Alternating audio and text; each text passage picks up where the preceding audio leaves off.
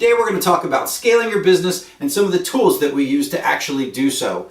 Speaking of which, you can see I'm wearing my ClickFunnels t-shirt, so thank you, Russell, for sending that out. It was awesome to see in the mailbox today when I got into the office. All right, so first off, we consider these first initial weeks that you have your course launched and you're starting to drive some traffic to it, start running some of your ads. We consider this almost a testing period. And the reason being is because we're collecting all the data and we're getting our metrics back. And this is what we use to decide on when we are actually going to scale.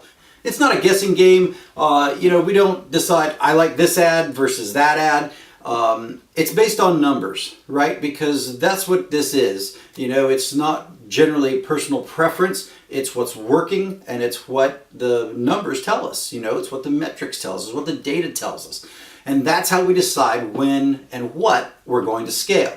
Now, the first thing I like to do when we talk about scaling is testimonials. And there's a couple very good reasons for that. Number one of which is that it's free, right? We already have the members and we have people that have gone through our course. So we reach out to them and we ask them to give us a testimonial. And the second of which is because there are few things that are going to sell your products, whether digital courses or whatever it is, like testimonials. All right. They are crucial to any kind of scaling that you're planning to do. Okay. Next, I want to talk about scaling your traffic, because a lot of people think that they're going to put an ad out there, they're going to throw $1,000 at it, and it's just going to go gangbusters. Well, sometimes, maybe, but the reality is, again, we base everything on our metrics. And these metrics are what's going to determine which of our ads, because we're always split testing, right? Which of our ads are the winners and which are not. So the losers, we kick to the curb, and the winners, that's where we put our money, right? That's what we start to scale. And that's where we're really pouring gas on the fire and we're starting to see growth.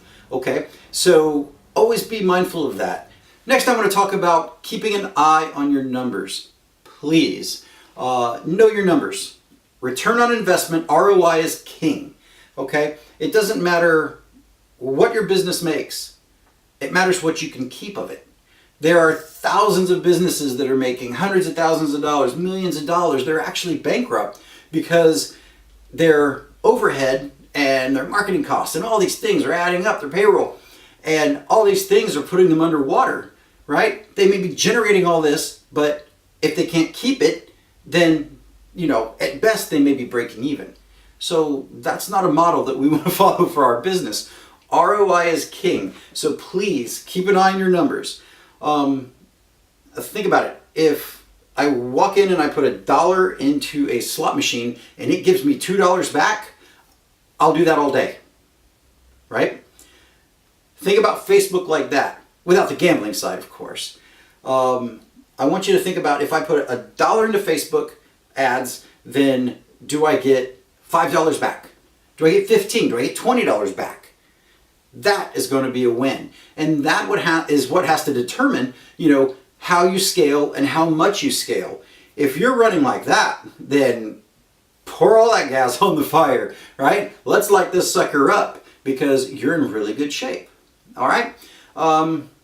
So in the next video, we're going to talk about a few other things, the tools that I mentioned, and I have this secret squirrel hack that you guys are going to love. I used it twice today already, and it's something that I think you're going to find really, really useful. I know we do around here at the compound.